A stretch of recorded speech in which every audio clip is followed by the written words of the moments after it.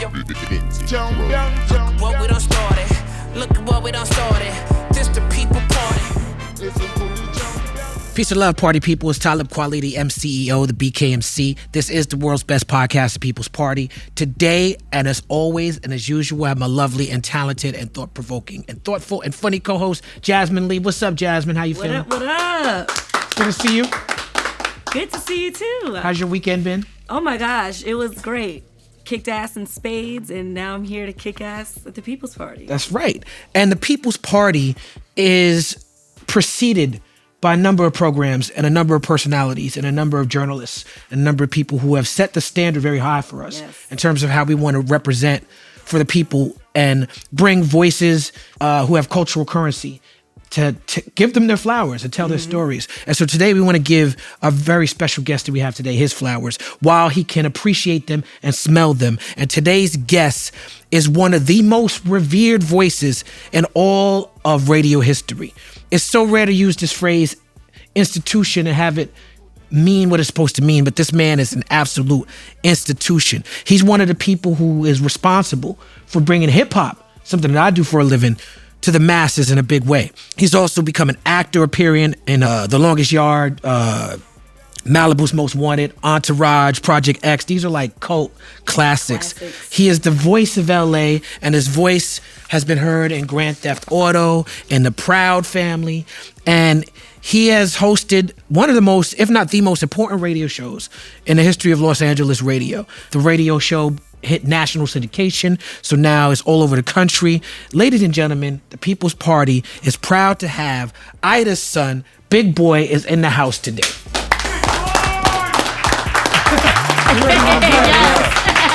man got his own cheer. Hello.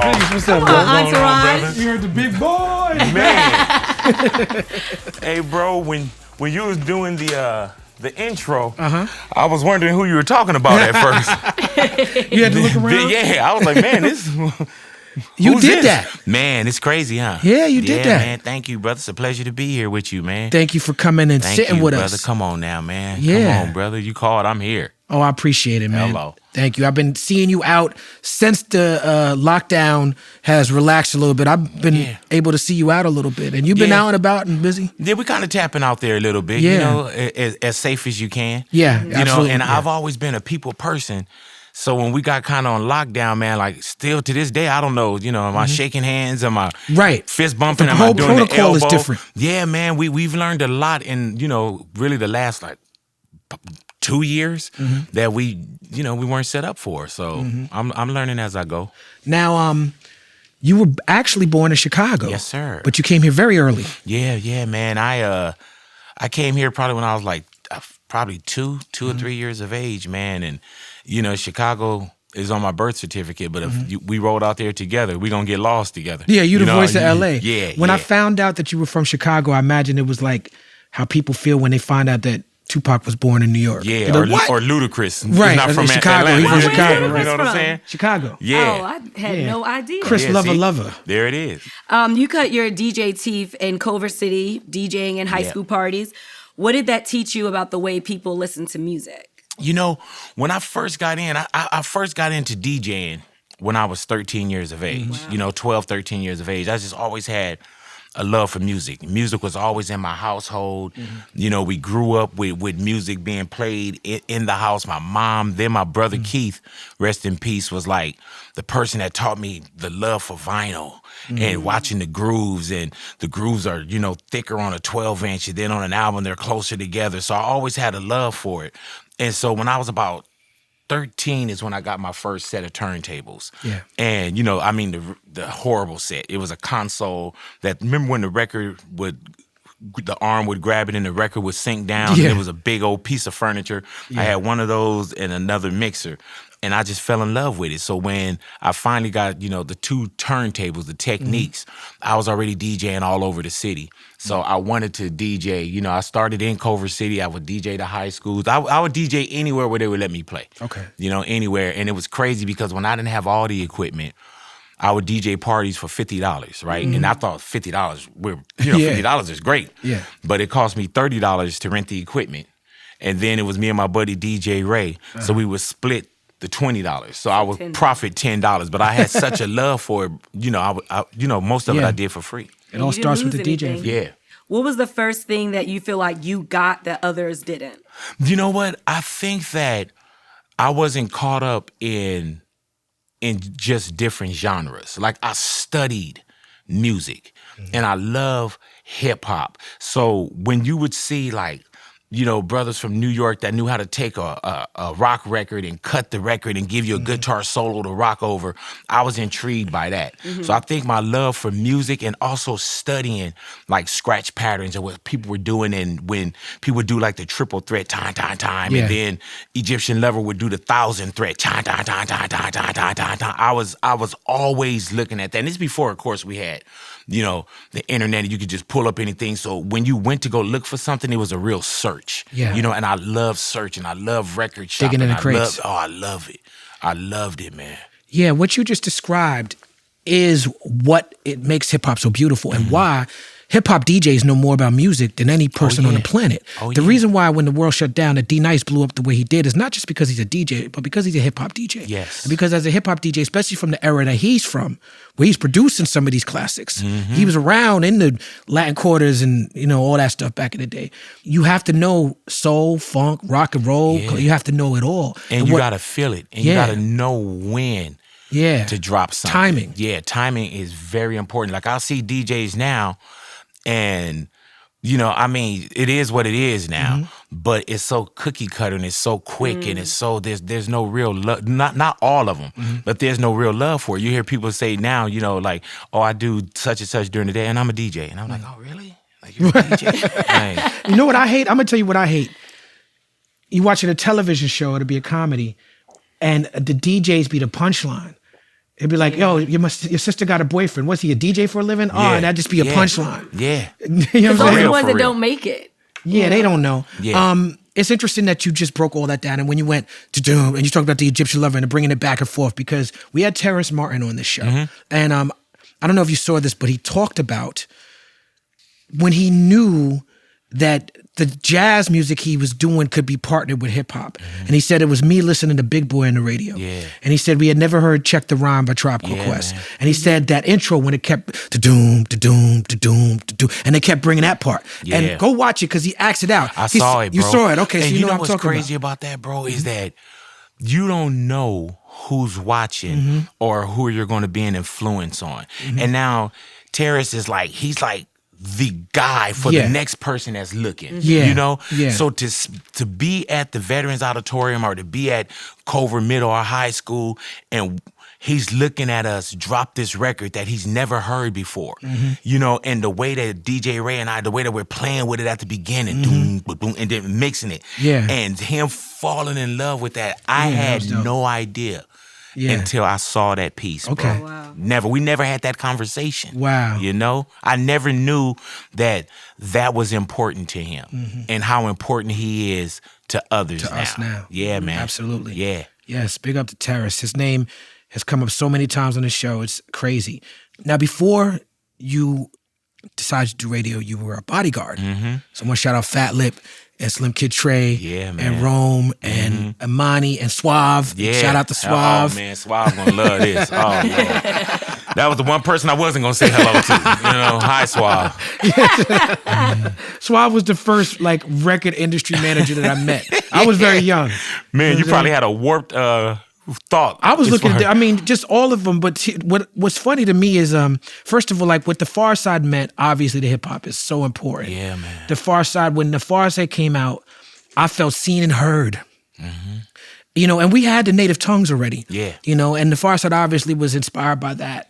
But what they were doing was just, that album, Bizarre Ride, was so important.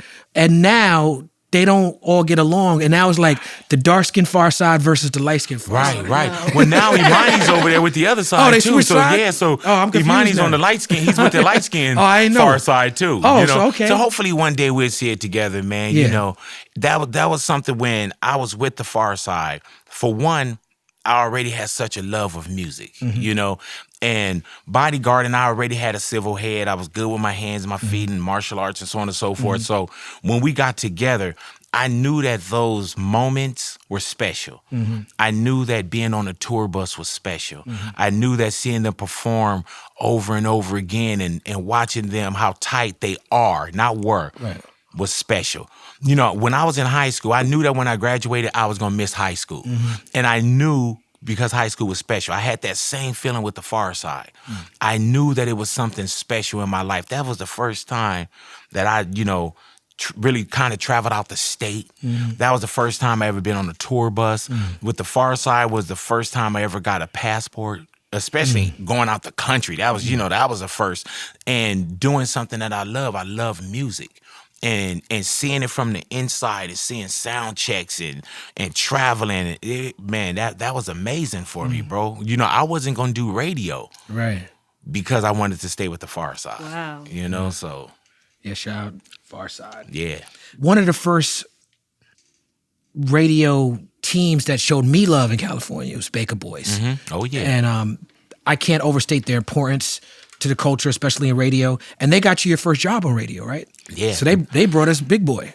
Let me tell you, man, the Baka Boyz were innovative. And when I say innovative, you know, we always had, you know, the original 1580 K-Day, and we had, you know, the Julio G's and Tony and Tony A, and, you know, the Mix Masters, M-Walk. So, you know, we've had guys that was rocking.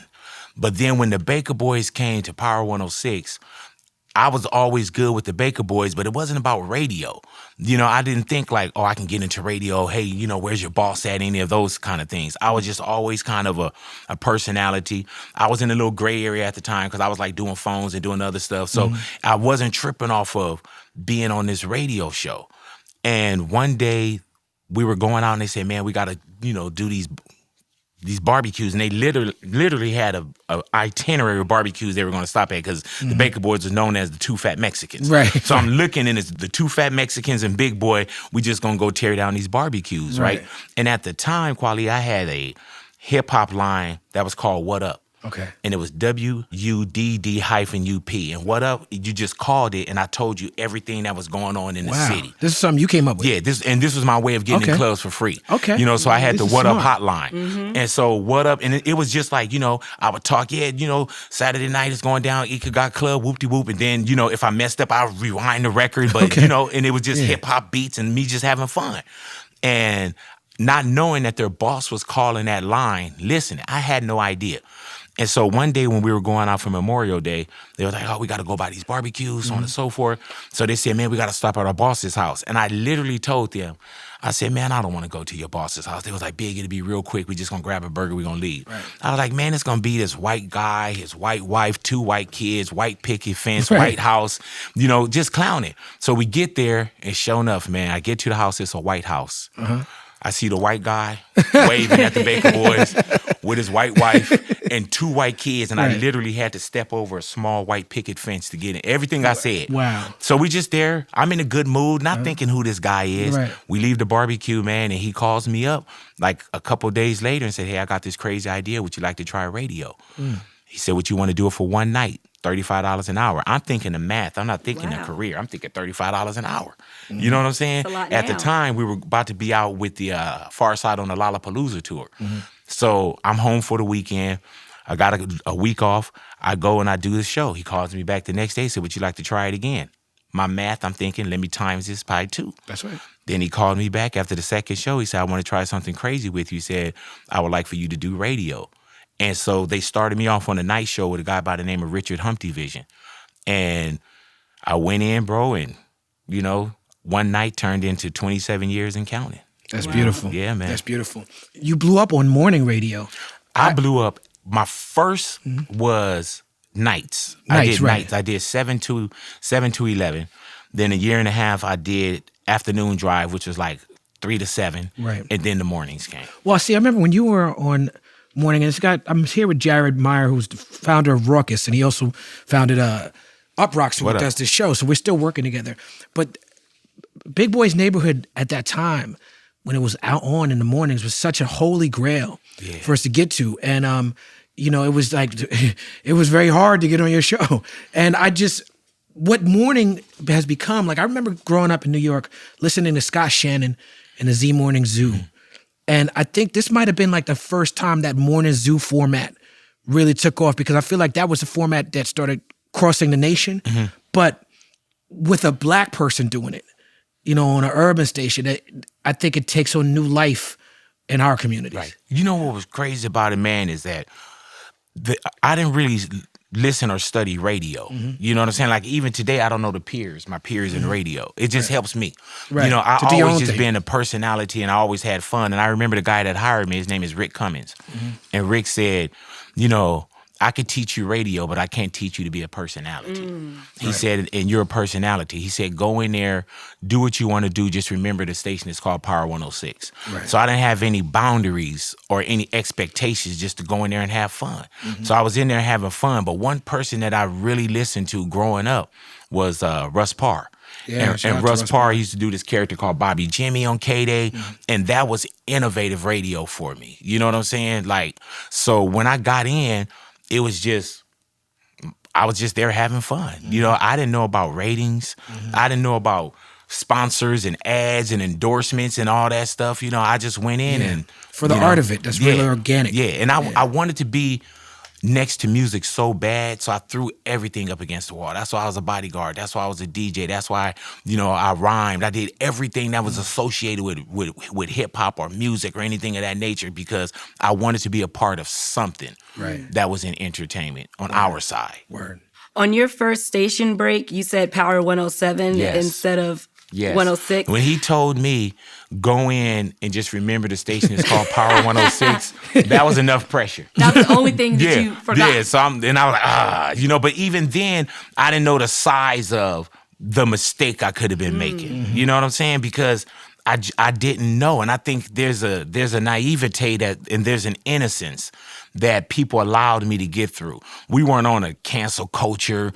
You know, we didn't have instant, you know, people that could hit you up and say, you suck, you this, you that. So we were literally in a box having fun. A lot of people probably heard it, but they may not even realize that you said 107 because they're so used to hearing the 106. Yeah, and I highly doubt it. You know what I'm saying? And I think that it's more of my story than somebody else's story. Right. Like, I don't think people are like, oh, he called the Power 107. You know what I'm saying?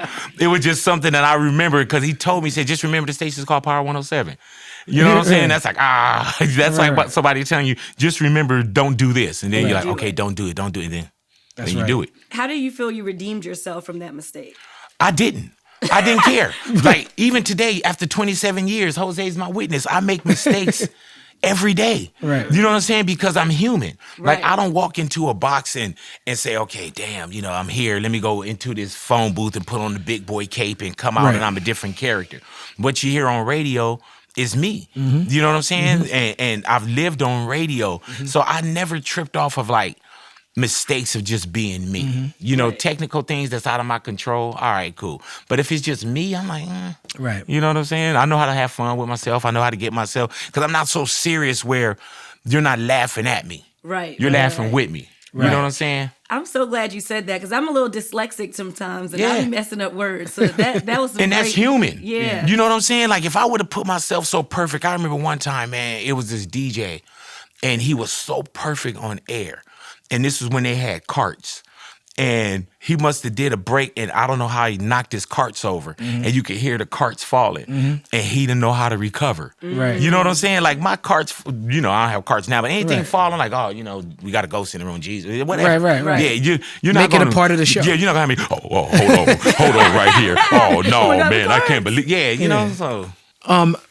Your name and your voice and your image became ubiquitous with the landscape of LA at a certain time.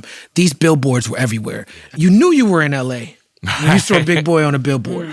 And I got a theory about this because me having lived in LA for 10 years, as a New Yorker, the billboards, the way the city's structured and we don't drive as much, being on a billboard is not as important in New York. Right. I don't know what the equivalent would be, but the proximity everyone has in these neighborhoods where they're residential to Hollywood, and Hollywood billboards being such a standard. And then it's like, if you're not doing movies is like the gold standard in California, right? And the closer you get to movies, the more people are like, oh, he's doing it big. Right. You know what I'm saying? So it's like, if you have a billboard next to a movie star, it's like you got billboards. Jaleel White was on the show talking about how at the height of his success, when Urkel was the most famous thing on the network, they had billboards for white shows. But he said, they never had a billboard for me.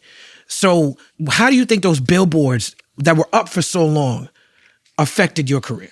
Man, I still get people that come up to me and talk about the billboards. The billboards. You know, and the billboards were, for one, I remember the Baka Boyz had billboards. You know what I'm saying?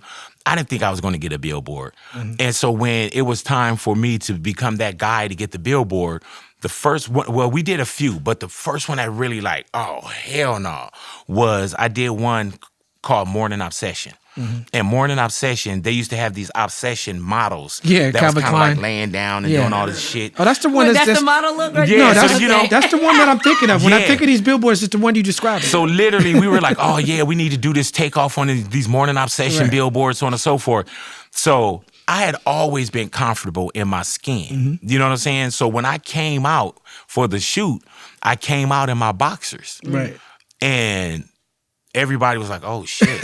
And I was like, no, I'm ready. They didn't think that I was going to come out in my boxers and shoot this, you know? So when I shot that billboard, I knew I had something. I knew it. And then the way that the campaign went up, and then the next one was my doing the splits, and it was just back to back to back to back to back, just billboards that was killing Los Angeles, bro. Right. And at that time, you know, we didn't have so many things that we were dividing our attention to.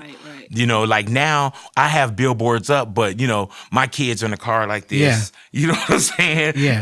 And you got all these different options. When that went up, bro, for one, you didn't see that. And I'm cut from the cloth. I'm from the turf. I'm like, you know what I'm saying? Like, man, that's Big Boy up there. That's us. That's us. You know what I'm saying? And it was something that I wanted to do. You know, like, would I do that today? Hell no. Yeah. You know what I'm saying? Or if I would have sat in a meeting at a round table and it would have said, you know, why don't you come out in your boxers? I would have been like, man, fuck y'all. You know what I'm saying? Like, Yeah. So just having the opportunity to be creative and have fun with it and have that as a moment of time and how it took off and how it still becomes, you know, a point of conversation, it did its purpose. Like, That's right. it did it. There's so many people who listen to Power 106 that had a lot more power than your average radio station. You know, you had Power 106 and you had KMEL had power like that. And you know, even I would say that Power 106 for an artist at that time was more powerful in industry standards and metrics than the New York stations were. You know, and so it was like a big deal to get on that station. And I got to shout out, now that you're here, the people who helped me, Truly Odd, Mr. Chalk, J-Rock, the Beat Junkies, Fantastic Four, C-, all these people, and Fuzzy, you know. Brother Fuzz. He just turned 50 yesterday. That's right. What Happy up, Fuzz? birthday, Fuzz. As we're sitting down. Yes. I really want to give him his flowers because he went out of his way and above and beyond to make sure that myself and other artists like me got certain placements and got certain looks. You know, he would talk about us on your show. Right. He would try to slip in a music bed or something here and there. Yeah. He would try to do things that I would notice. You know, so shout out to Fuzzy, shout out to Ricky, and to all those DJs of that era who are important to my start of my career. Nah, that's beautiful, bro. And you always, like, even with Fuzz, like Fuzz, he's always been what we call a connector. You know what I'm saying? And Fuzzy, you know, Fuzzy started with the Pharcyde. Yeah. Fuzzy was our sound guy, you know, so me and Fuzzy go back many calendars, man. So when I got into radio, my first deal, I told Fuzz, I said, they want me to do radio. I said, man, what am I going to do every day? And I remember we sat down and we wrote a list. I wrote a list of things, you know, but Fuzz always been the person that I bounced off of. And Fuzz can always tell you too, man, like, Big, that's whack. Big, that's such and such. You know, that's been my brother for real. You know what I'm saying? So it's beautiful that you recognize it as well. Yeah, absolutely. Yeah, man. Being in LA radio during Laker domination had to be crazy. You had parades. You had David Tattoo Gonzalez, who got an I Slept with Shaq tattoo, which he ended up getting a job with you from. Yeah. Can you take us through that time period? Man, when it was that era of like the Kobe and Shaq and Fish and, you know, just, it made it so easy to do radio in Los Angeles. Because all you had to do was say Lakers. Right. Lakers, you know what I'm saying? And watch playoffs and do countdowns to championships. And then, at that moment, man, you would have Shaq that would just call in on the line. Kobe would just walk in. Like, they were so in LA for real. LA felt beautiful at that time. You know what I'm saying? Like, we were always winning. We pretty much got spoiled by winning, and they kept giving it to us. And what the vibe in Los Angeles felt like, and the camaraderie that they had, that the city, the whole city, we rolled no matter, 8 to 80, whatever your skin tone was. Like, Lakers it was a conversation. Easy. Yeah. That's a testament to the power of sports and to the power of athletes like Shaq and Kobe and people like that, and the greatness, how what they did brought people together so much. One thing that I've always noticed on your show, and LA radio in general, but particularly on your show, is this effort to represent for Black and brown communities and have the solidarity there. And imagine Southern California, which is, the brown people here, the Mexican people, the indigenous people, they were here. A lot of them were here before a lot of us were here. And then this land is taken from them and turned into America. But it's very deliberate on your show. There's always this, this inclusive of Spanish-speaking people and having people brought together. How has that conversation evolved over your time in radio? The Black and brown solidarity conversation. You know what, man? Like, I felt like when I first got into radio, that was just our neighborhood. That was my neighbors. You know what I'm saying? And even beforehand, my neighbor was Mike Carranza. You know what I'm saying? So that's always been the landscape of what LA has been. And then when we got into radio, it kind of organically became that. It was like, me and Fuzzy, or when I first got into radio, it was me, my boy Sean Juan, and DJ Ray. DJ Ray is Latino, he's Mexican. Sean Juan was, he's a Black dude. You know what I'm saying? But we all, did other things together before I got into radio. We was a different crew at the time. You know what I'm saying? So when I got into radio, I said, man, just come down to the station because I don't know nobody. I'm just going to do my show to you guys. So the first generation of Big Boy's neighborhood was Big Boy Sean Juan, DJ Ray. And then as you move forward with Los Angeles, it's always been a Black and brown town, and we're so mighty that if we don't get together, we're in a position to tear this motherfucker up. Yeah. And we got to know, and not calling somebody the enemy, but you also got to know who the so-called real enemy is. Yeah. You know what I'm saying? And what they're throwing on the table and want you to fight over, and then come in and do the ownership or be the peacemaker. So I've always been in a position where I've had my Latino, my Mexican audience that respected me. I respected them. I remember years ago with Power 106, they wanted us to say Power 106, right? And I was like, dude, I don't say that. Right. And if I say that, it sounds forced. Right. Yeah. You know what I'm saying? Like, all I got to do is be me. Start sounding like Jeb Bush. Yeah, let's people fuck with me. Yeah. You know what I'm saying? I don't have to say that because as soon as you do that, you play yourself. Like, if I see somebody come up to me and they start trying to talk like me, Black speak. Black speak. Yeah, Now you know what I'm saying? Black speak. You turned me off already. Right. So I'm done black with sense. it. And the one thing that we've always been challenged with too, Kweli, is like, I get these things where, like, there's always these things that I've always had to have in my career, and I call them the enoughs. And the enoughs are, like, let's say Ryan Seacrest. Ryan Seacrest, he could just be Ryan Seacrest, Oh, that's Ryan. He probably got his own enoughs that I don't know about. Right. But he don't have to be Black enough, brown enough, hood enough, street smart enough, corporate enough. You know what I'm saying? That's right. Like, so there's these enoughs, and not fakely, but that's just the way that I'm like, I'm water. You know what I'm saying? And I recognize that. I recognize that certain things could be a kettle pot. Yeah. I recognize that, that certain things could be offensive. Even before we got the cancel culture, bro, my mental editor always been on point. You know what I'm saying? Have I fucked up? Yeah. You know what I'm saying? But I know how to, I know how to think too, So You used to be really big, 500 pounds, and you had duodenal switch surgery in 2003. The process nearly killed you. Yeah. Can you take us behind your book, XL Life, staying big at half the size. And are you glad that you got the surgery now? Yeah, I was glad I got the surgery then. I'm glad I got the surgery now because I wouldn't be sitting here today. Right. You know, I was over 500. I was 511 pounds when I got the surgery, right? And the crazy thing about it is I wasn't sad, depressed. I was happy in my skin. I was happy. You're doing billboards. Before Big Boy. Yeah, you know what I'm saying? Yeah. Before this Big Boy on radio.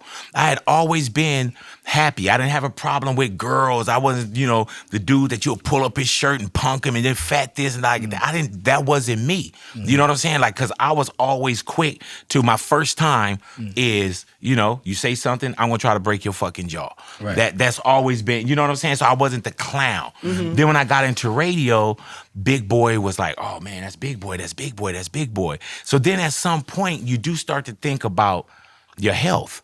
And I did this weight loss challenge with Will Smith. And the weight loss challenge I did with Will Smith was he paid me $1,000 for every pound I lost and we donated it to charity, right?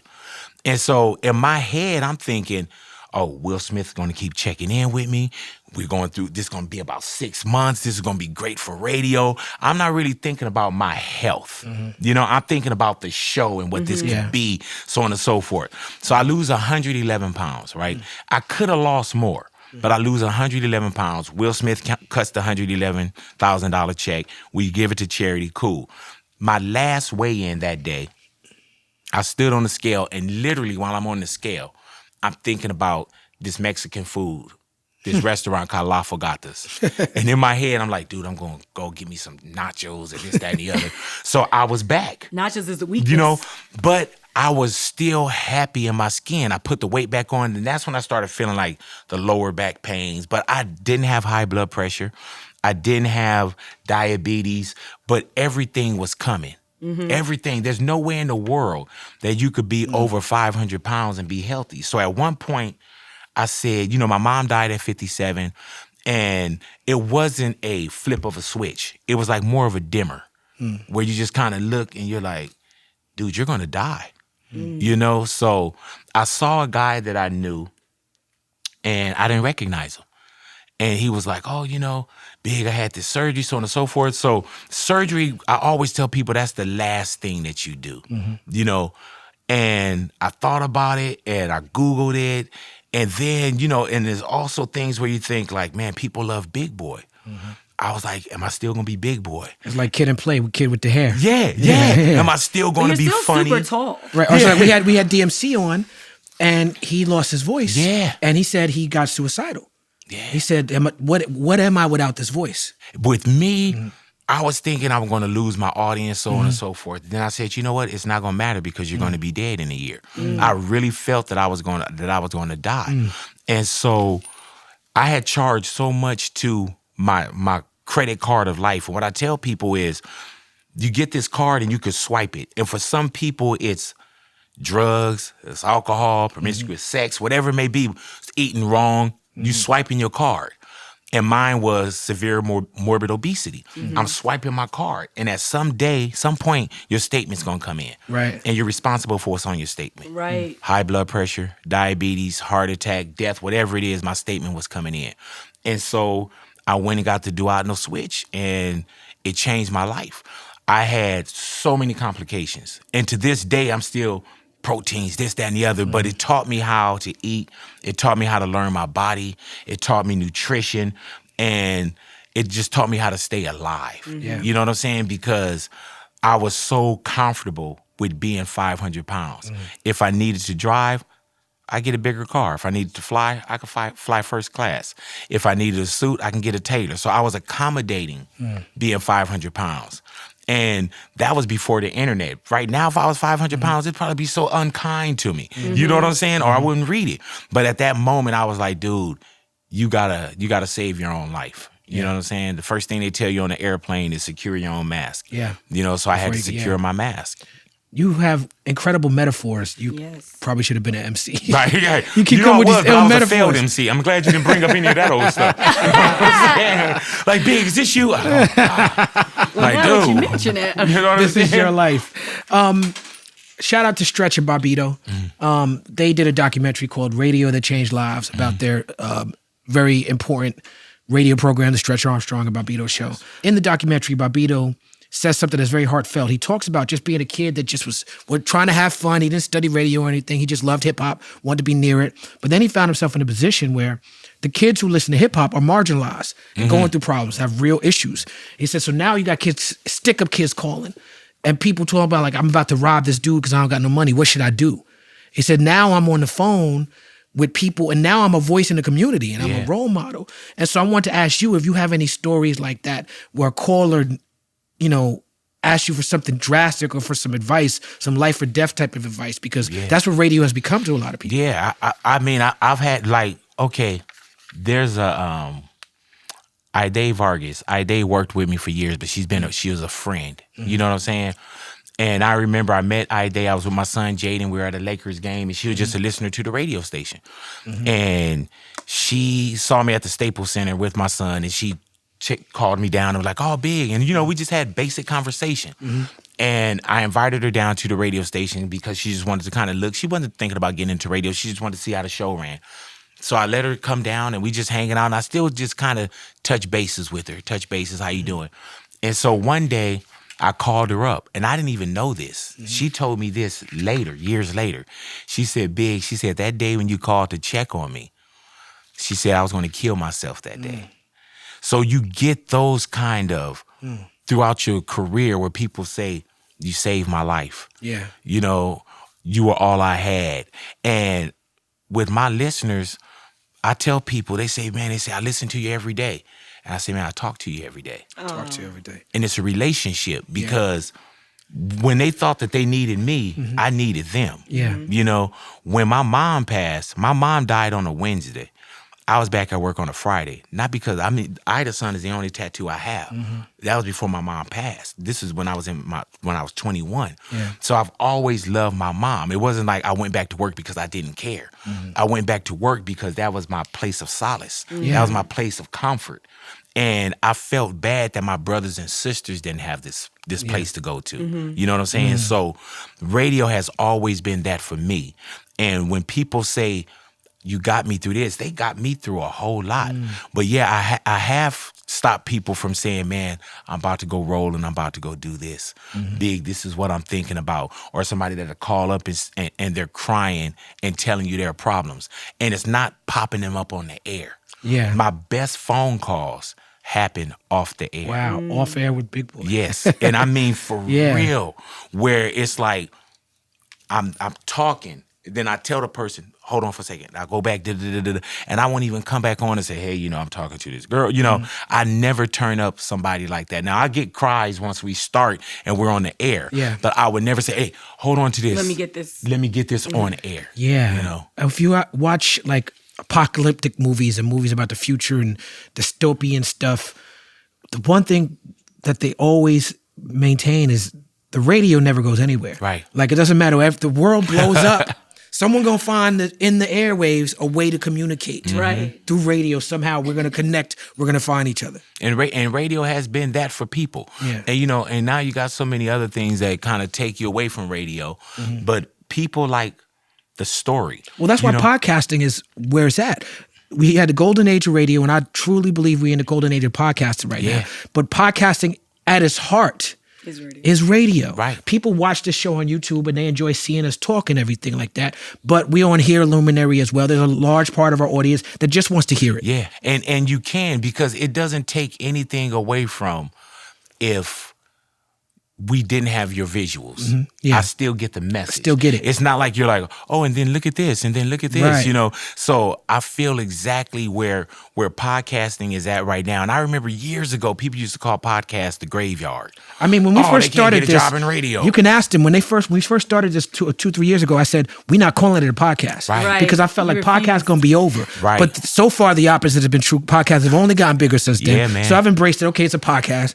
But at first, I was like, no. I was like, no, this is a show. And then you have people now, bro, that you can't give a radio contract to. Right. Because they don't want to be handcuffed to, you know, to the powers that be. You know, so I've seen radio go through so many transitions and transformations, bro, that you almost got to ride this wave. You know what I'm saying? Like, when I came into radio, it was CDs and carts and vinyl, and I was doing my commercials on reel to reel. Right. Then when they went digital, I was like, wait, what the fuck? You know, I just learned how to cut, how to splice tapes. Right. You know, so if not, bro, you're eulogizing yourself. You got to go with the times.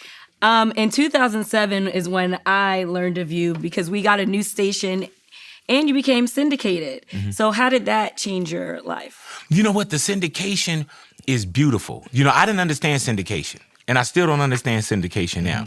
I thought that syndication, when I first got in, I thought what you made in LA, that you made around the country. Right. You know what I'm saying? Right. So if somebody was like, oh man, you know, I got this $50,000 job, but I got 29 stations, I'm like, oh shit, he got 29 times 50,000. Right. You know? So I learned that shit. You know what I'm saying? I learned that kind of quick. Right. But syndication, it was crazy because when I went into syndication, I was so LA, right? And there's a certain way you got to do syndication. So even the way we do syndication now may sound tricky to other people. Yeah. Because when I first started syndication, my LA numbers started to go down. Because we weren't saying East LA, Crenshaw Boulevard. I was in Hollywood last night. We had to go like do this broad stroke for the country. Yeah. You know what I'm saying? Oh, it's 8 minutes after the hour, that kind of shit. Yeah. They weren't used to hearing that from me in Los Angeles. So the way that we had to do it was we do an LA show.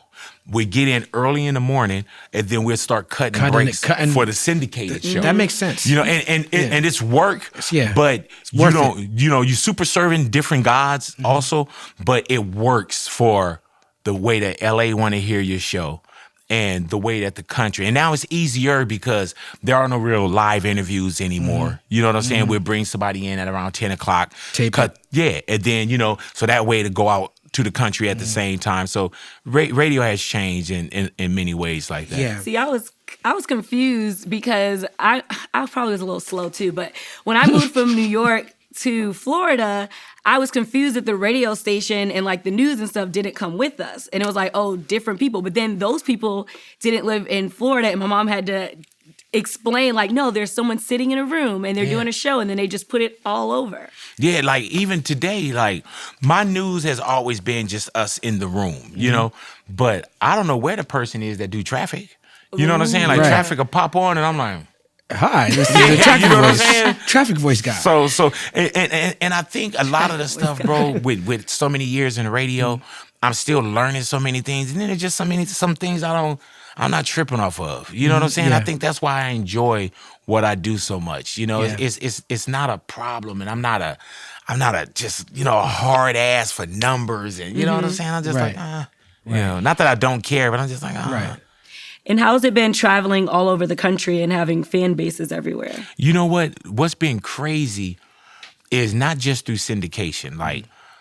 Like radio is usually, you know, I always call it, you know, the sights unseen, voices that's heard. Radio had always been just this voice. And then there were a few radio DJs that you did know because they did like a TV show or they did an appearance or so on and so forth.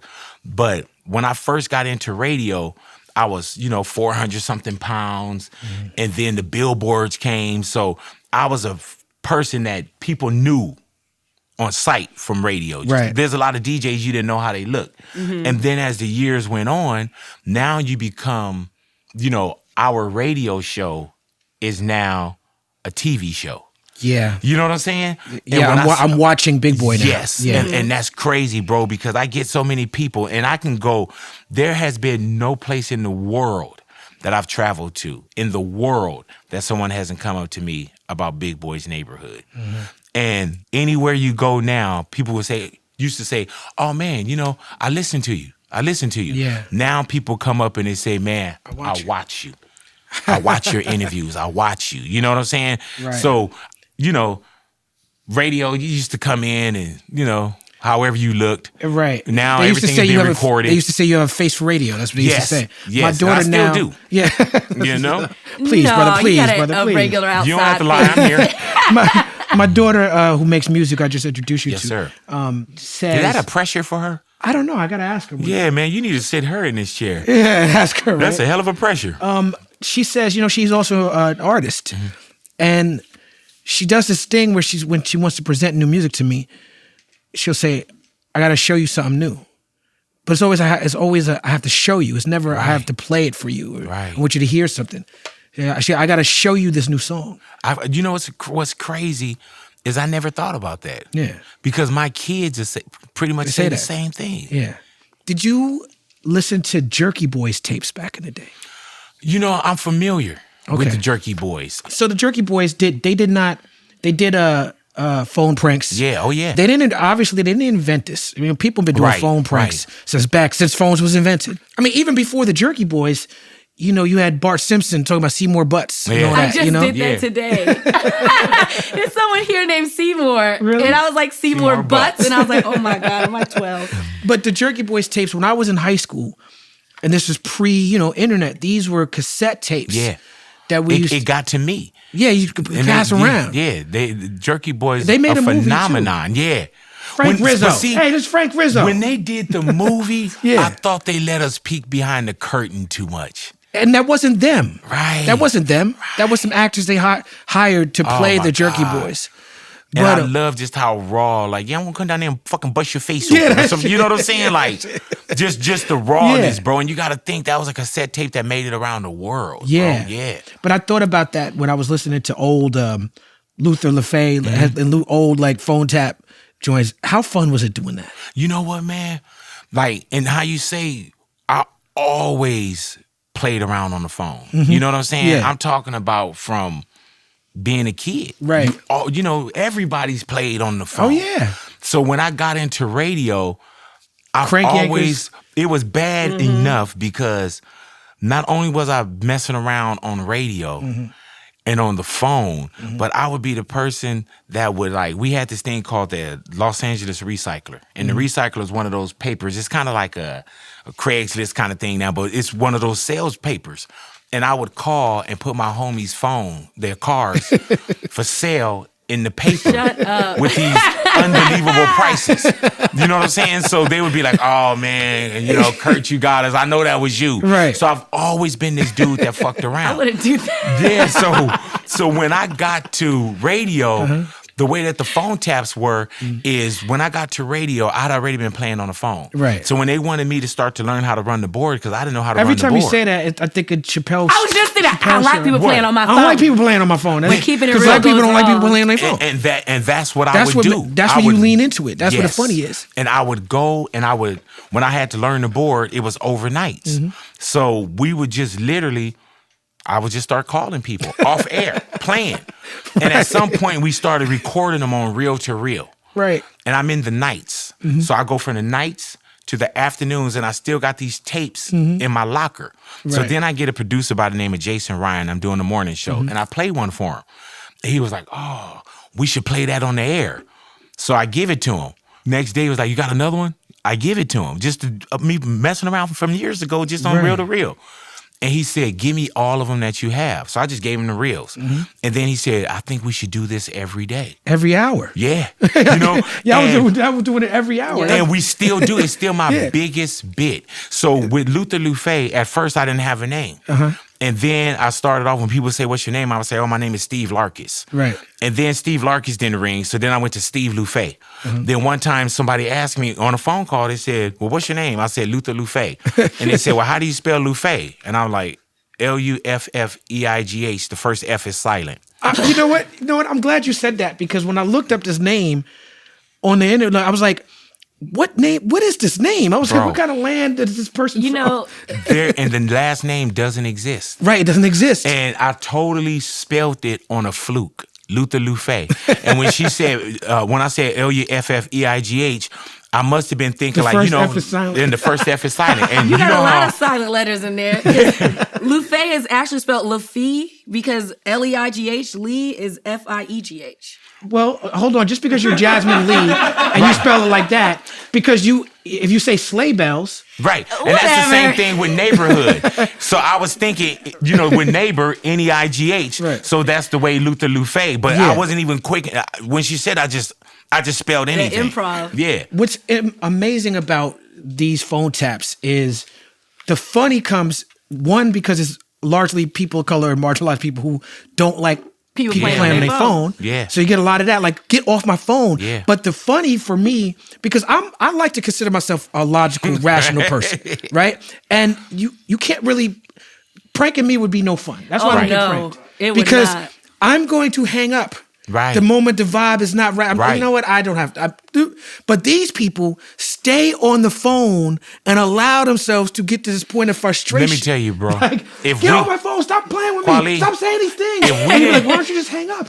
If we didn't have this Right, just get conversation, off the phone. if we didn't have this conversation, I guarantee you, I could phone tap you. Oh, I'm sure you can. And the reason why, Because you're a master at it. and the reason why I got to phone tap you, like people that I know, I got to phone tap them with something that we have in common. So how would you something that they keep me on love. the phone?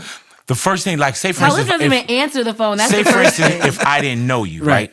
Now, before I call you, I got your phone number and I got your name and I got your address. So I would call you up. Hello, man, speak to Mr. Kweli. Speaking. This is Mr. Kweli at such and such, and I read you back your address.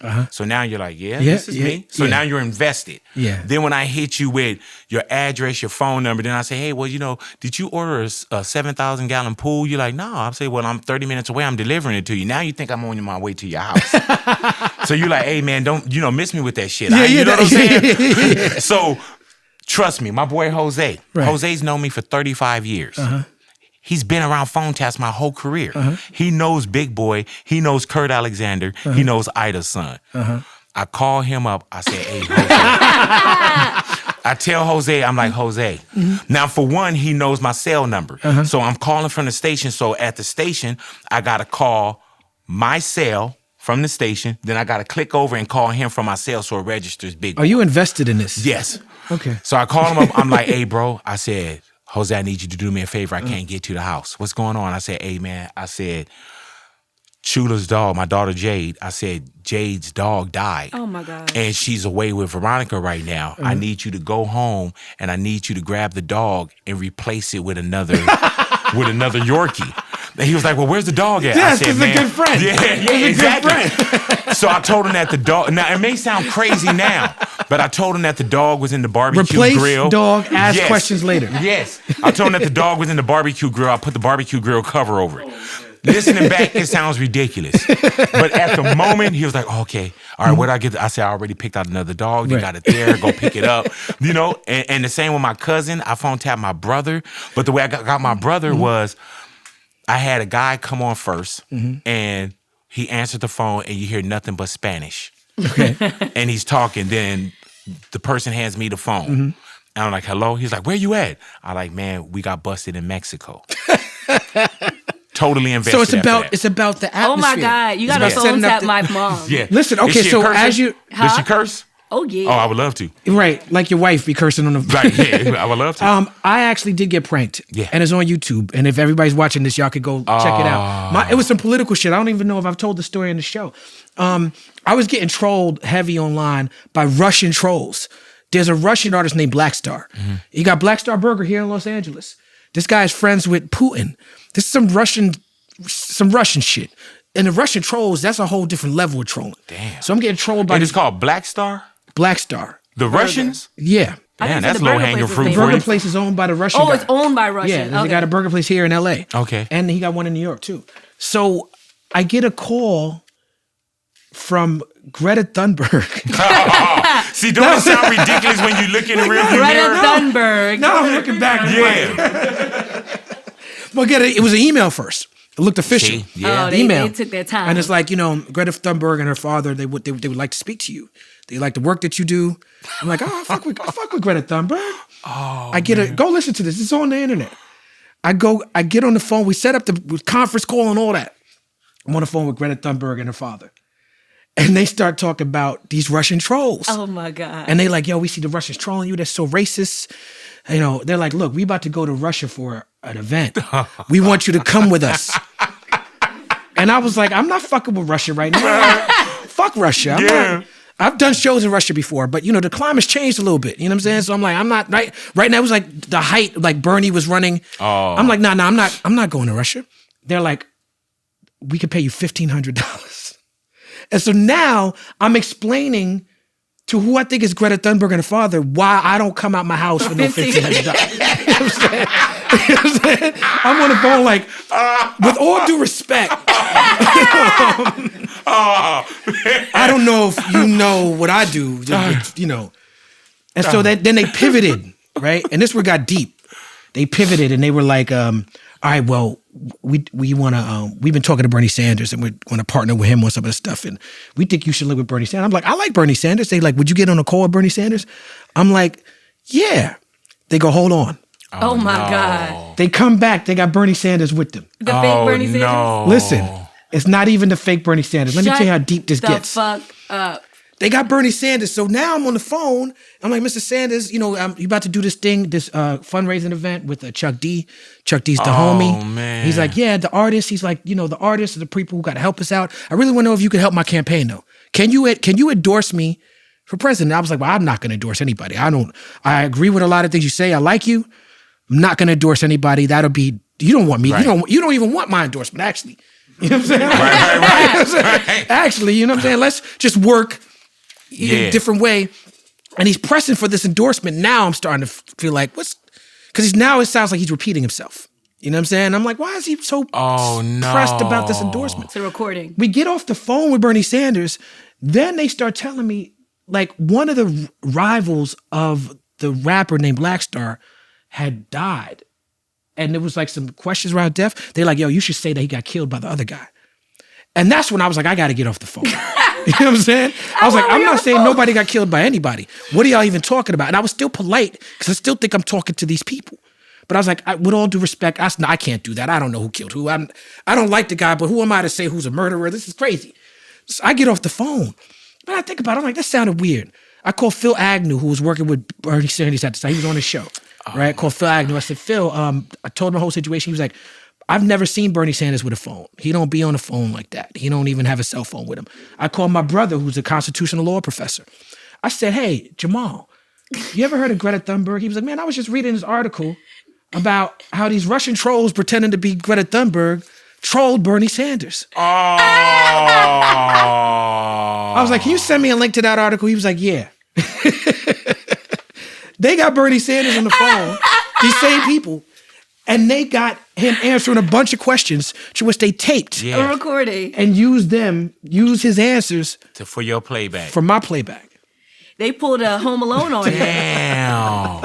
You know I'm going to go listen to that. Yeah, go listen to that shit. I think we should do a viewing after the interview. A few minutes, maybe less than 10 minutes. And there's no way to pull that back, huh? I mean, I like it. It's funny to me. Okay. Because here's the thing. You didn't play yourself. I didn't play myself, and I'm proud of myself because I was the same in private that I would have been in public. Man, they tried because they were trying to get me to endorse Bernie Sanders, which I don't think that would have been a negative thing, right? But if you remember at that time, this was the same week that somebody came to a Bernie Sanders rally and waved the Nazi flag. Oh shit! And the reason they did that is because the play of the right wing, and we're gonna get off this politics after I say this because we want to get back to Big Boy, but the play of the right wing at that time. Biden hadn't gotten the nomination. The play was to say that because he's a socialist, their play is to say that Nazis are really socialists because the national socialist parties, but not Nazis have socialists in the name. But if people who don't know history, they don't know that Hitler murdered the socialists and that the Nazis only had socialists in the name as a misdirect to convince working class people to be in the party. But they were really fascists, and fascism and socialism doesn't work. So the right wing try to demonize Bernie Sanders as a Jewish person and as a leftist, progressive, socialist Jewish person to be like, the socialists are the real Nazis. So it's a real deep troll. It's a real layered thing. To whereas they were trying to say that, get me to say that I endorse Bernie Sanders so they can be like, Kweli endorses Nazis. Right. It doesn't make sense, but it's what they do. Shit. They took their time with you, They bro. did. I had a conference call and everything. And started from the a email Greta Thunberg impersonator. Now I am on a mission to prank you, so just be ready. Thank you for showing me that tattoo. My man. In 2010, you started film production company Ida Sun Productions.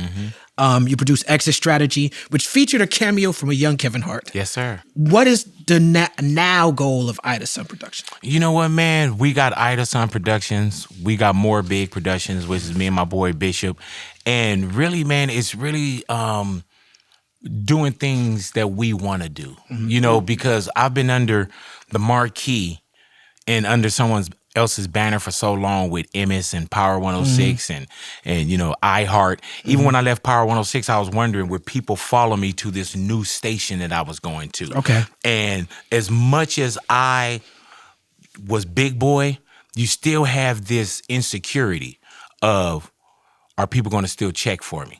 So in the last 6-7 years, I've just learned how to put it all in me, bet on myself. So what we have now with More Big is, you know, different interviews, the podcast, the feature films, you know, different segments, producing other shows. So that's not my exit strategy where I'm like, oh, I'm out of radio, I'm gone. Right. But that's just some of that to go with this, you know, and it's more ownership. You know what I'm saying? As you look around, even your peers in the game, you know, as many calendars as I've been in the game, there's some people that got in and, you know, for lack of a better word, that lapped us. Like, damn, that person got on and they did their shit because they put it all in themselves. You know, I've had this safety blanket and this security net of getting paid every 2 weeks and having this contract, you know, and not that you lose a hunger, but you do get a feeling where it's like, oh, it'll be there. And, and I could do that later. You know, so now we have just come relentless. You know what I'm saying? It's time for us to say, let's get it ourselves. Yes, and indeed. we got our own facility. We're doing our own production. And especially while people will still pick up the phone for you. Yes, you know, indeed. because I've seen people that had it and then, you know, they lose or slip something and people stop answering the phone. So I'm trying to get it all right now, bro. That's right. Right. Yeah. That's right. BigBoyTV has over 100 million views. What made you want to step up and add the visual concept? I think it was really just a sign of the time. You know what I'm saying? People were looking for content and content that was beyond, you know, the audio side. You know, people wanted to see the interviews. People wanted to watch what's going on behind the scenes. So with BigBoyTV, that was just another way for us to present a different medium as opposed to local radio. And then to, you know, syndicated national radio.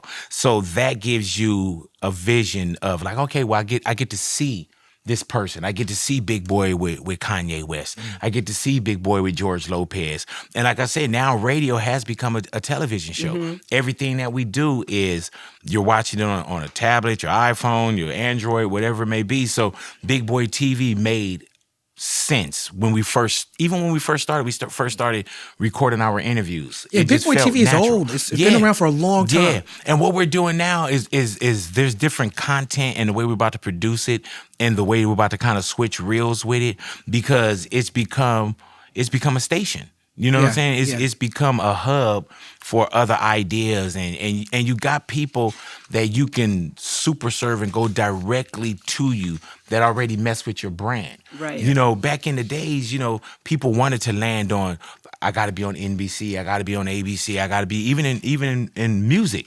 Everybody wanted to be on the majors, the Def Jam. Now people are like, man, I don't need that. I mean, yeah, even with this show, I remember when we first started it, I was thinking we're going to do this little podcast and then maybe if I do it good enough, I could get on TV. But now a few years in, I'm like, do I need that? Because, you know what I'm saying? Yeah, we know where you are. Yeah. And it's uncut. You know what I'm saying? When you start dealing with certain things and certain entities, you know, either you do a Dave Chappelle, we say, fuck it, man, I'm walking away from this 50 mil, or you play, you know, you play just enough. You know what I'm saying? You're doing the double dutch. Okay, I'm gonna jump in and do this, but watch the ropes. But nah, I think now, man, like you are the TV studio. Yeah. You are the production company. You are, you know, the radio station. Like, you don't need to have these big places. You know, people now they'll say, oh, well, he's on such and such. Think about what 50 Cent did with Stars. Yeah. You know how It's he 50 got Cent us channel saying now. Stars and going and watching these shows, and somebody else probably at the time was like, Stars? Right. Oh, man, you going to Stars? But he created something over there. So if you can't He get created these, his own universe. exactly, and continues to usher things in, you know? So when I see somebody that say, oh, you know, we landed on Peacock, boom, do that.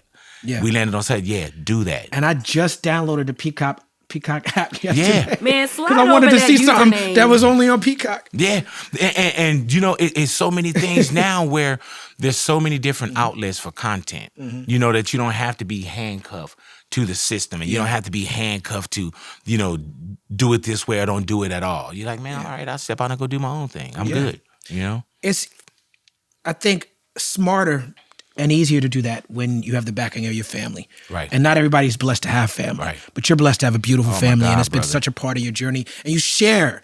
Your audience knows names of your children, and they know that your wife's name.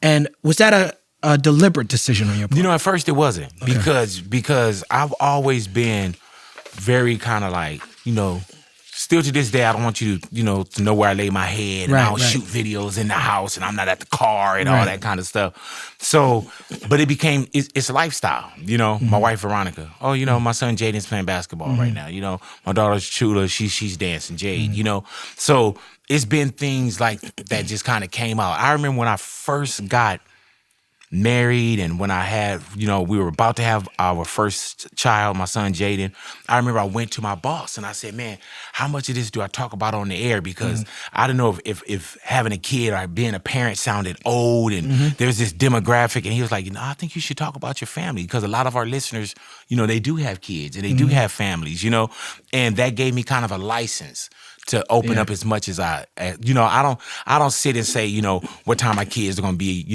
arriving at school. You know what I'm saying? Or just have, but what I do sometimes, I put my kids up on Instagram if my son made a shot or something like that, but I don't post a lot of my family. You know what I'm saying? I don't post a lot. I was just talking with Jared earlier before the show, and people love to feel like they're your friends. Yeah. Like, when I got pregnant, I was definitely nervous about my audience, especially because it's mostly, 40 to 60-year-old men.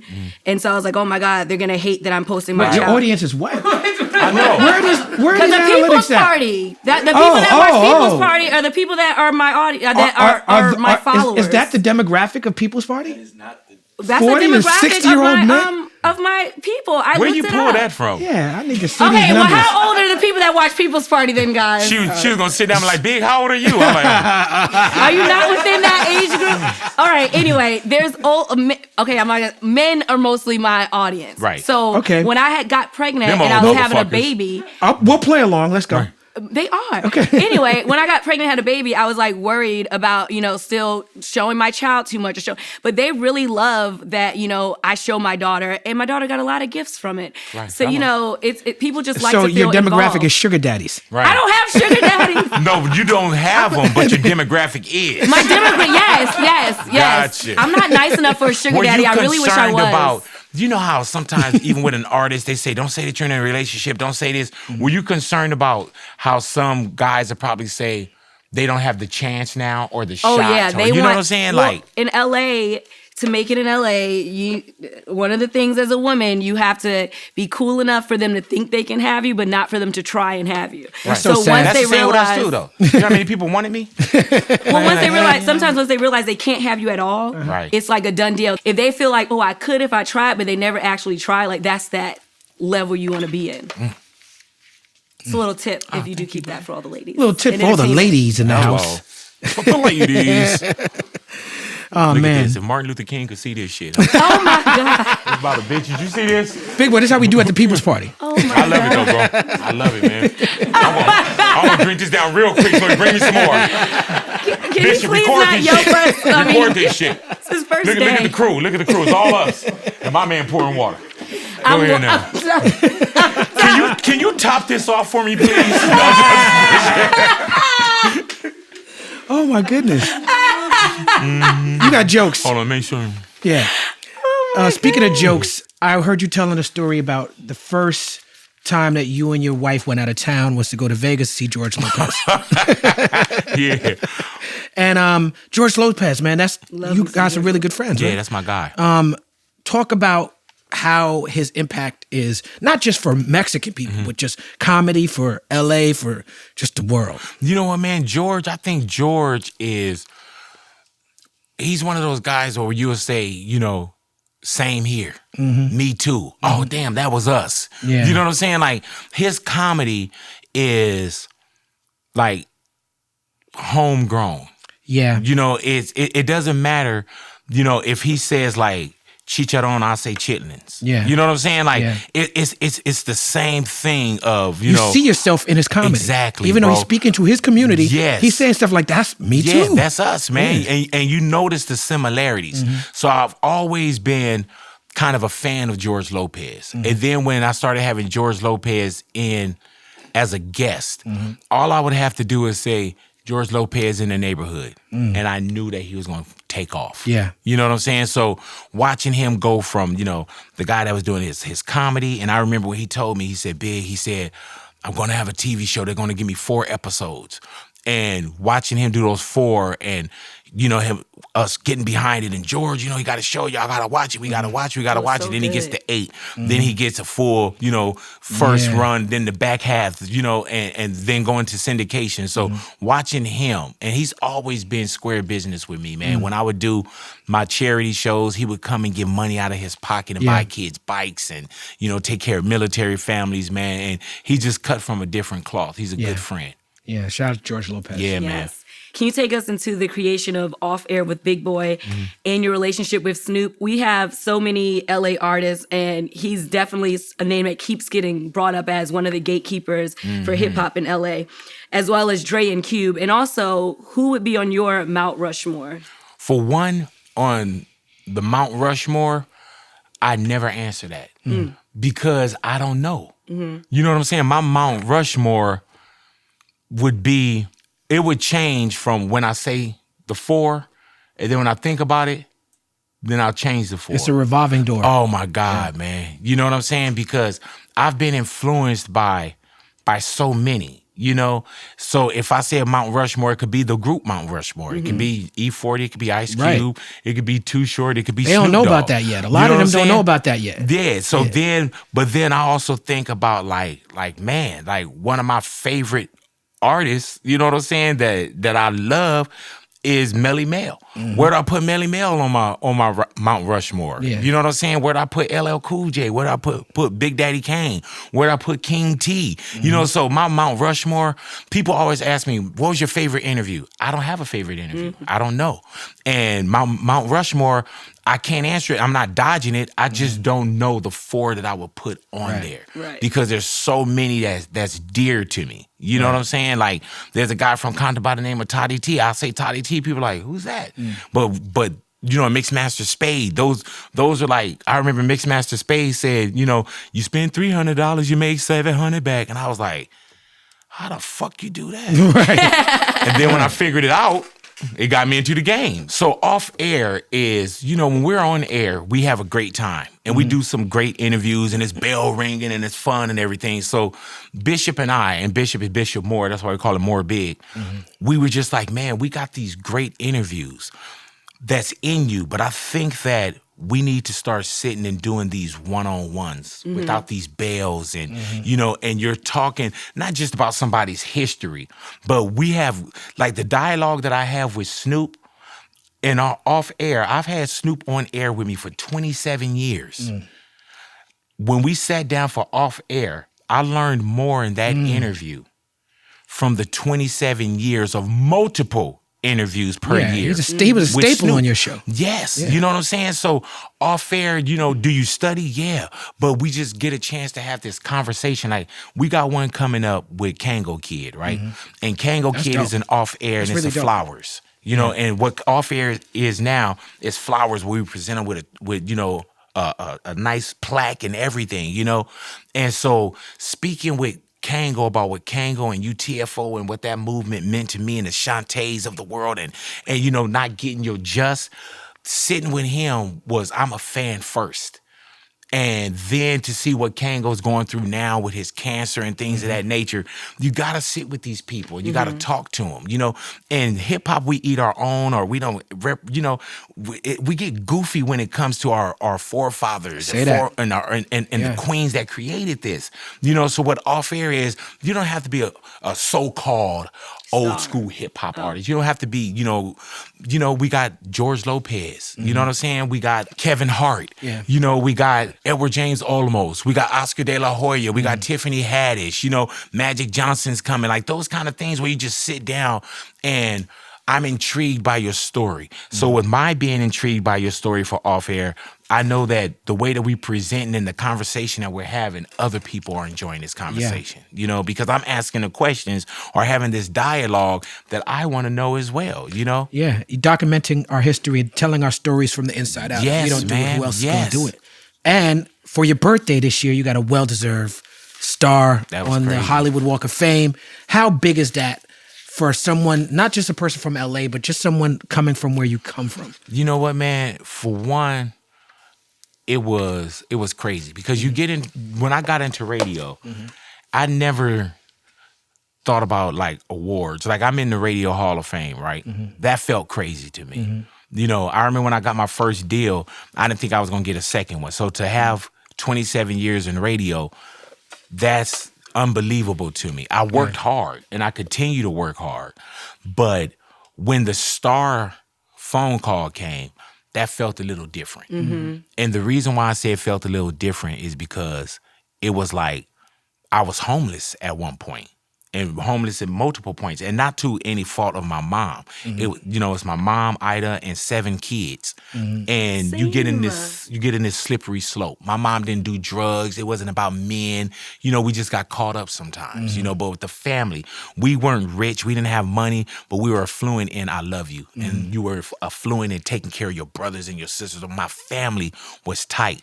So when I got that call, that was like. The Alexanders got that. The whole Ida family. got that. Yeah. You know what I'm saying?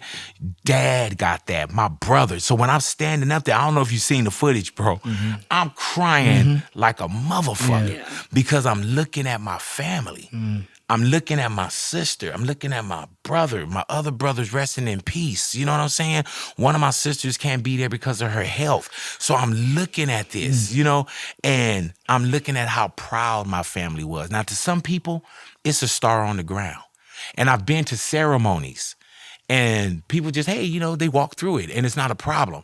I knew that it was going to be something different for me because what it meant to my family, what it meant to me. I get so many people that say, man, that's us. You did that for the city. Like there's so many different things that I got from that star, man. And someone sent me a picture. My boy Click the Super Latin. Click sent me a picture yesterday. I ain't heard that name in years. years. That's my guy. Yeah, man. Shout Click out to sent Click me a the Super picture Latin. yesterday and he was like, Wow. I couldn't make it to the ceremony, but I'm here. And Click sent me a picture of him at the star.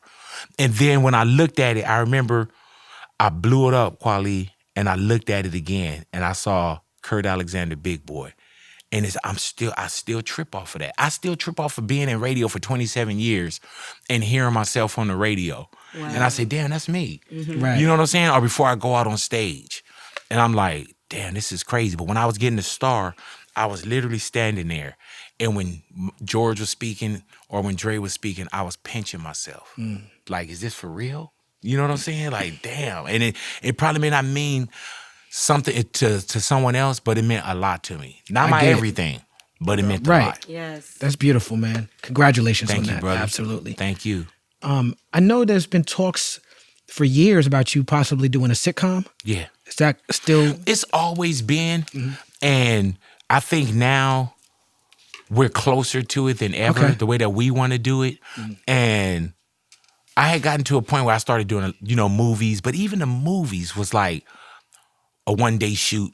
You know, who am I going to play? Oh, you're going to play Big Boy. Or a version of. Yeah. Right. And so then it got to a point where I'm like, man, these motherfuckers put me in movies so I could talk about the movie. You know what I'm saying? So I pulled off. And even with a lot of the sitcom stuff, we kind of pulled off. I did a pilot years ago, and it wasn't what I felt it should have been. And I wasn't vocal enough to tell the person, this isn't the work that I want to do. The pilot didn't get picked up. I'm sitting in meetings, and I'm like this. Right. I know the canned laughter. You know what I'm saying? Right. I know. I've been in meetings where I'm the guy that says, damn, how am I going to tell this person no? Right. Or how am I going to rap out of this? Or how am I going to say thank you, thank you, goodbye? You know, how am I going to tell this person I don't like this? So I'm sitting in these meetings and I'm like, they don't like this shit because I don't like this shit. Right. So when it didn't go, I was like, man, I don't want to sit in front of anyone and start burning these bridges. So I pulled back. And now Bishop and I, we have our own shit. our own destinies. You know, is it low hanging fruit? Like, nah, there's a couple ideas that you'll say, oh yeah, that's an obvious for you, but I get a chance to do it my way, right? And through my production company. You know what I'm saying?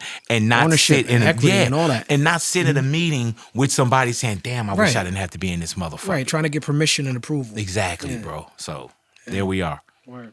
And finally, what's up next with Big Boy? You know what?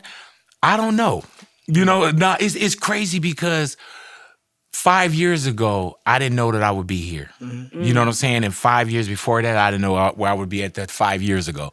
So I'm always, man, I call it like the graduation walk. You know what I'm saying? Where it's like you go first, second, third, fourth, and sometimes you're going to graduate. Right. So I'm just in a position where I say, you know what, let me do more today than I did yesterday. Yes. And let me do more tomorrow than I did today. And so now I've been working hard my whole career. I'm going to continue to work hard, but, you know, the harder, smarter. I got to start working smarter. So continue to take care of my radio career and the ownership of More Big and Big Boys Productions and you know, the interviews and the way that I want to present stuff. You know what I'm saying? Because with radio, how many of these radio deals am I going to get? You know what I'm saying? I'm 27 years in. Right. Nothing lasts forever. And to most, nothing lasts this long. So you got to make sure, you know, Magic Johnson, when he did his career, he was a great basketball player. But people know Magic Johnson as this great businessman. It's not about the points he scored last night. And you know what I'm saying? And anyone that you see that's evolved, you know, Nas make more money off of, you know, business ventures than off of hip hop. And you see those kind of things, you know, Jay-Z, those kind of people, you know, you get in and you don't abandon what you do, but you got to also know how to create and capitalize and get these other lanes off of it. What you just said is so amazing to me because I just had this revelation here in this moment because I remember, like, I love doing the show. I love it. This wasn't in my plans, though. I wasn't like, I'm going to be doing a podcast and be, you know, this wasn't the plan, but I'm glad and I know why I was supposed to be this way. But I remember wanting to be interviewed by you so bad. And now here I am interviewing you. And one of the most exciting things about me doing this interview is when I went to look up interviews of you, there weren't that many.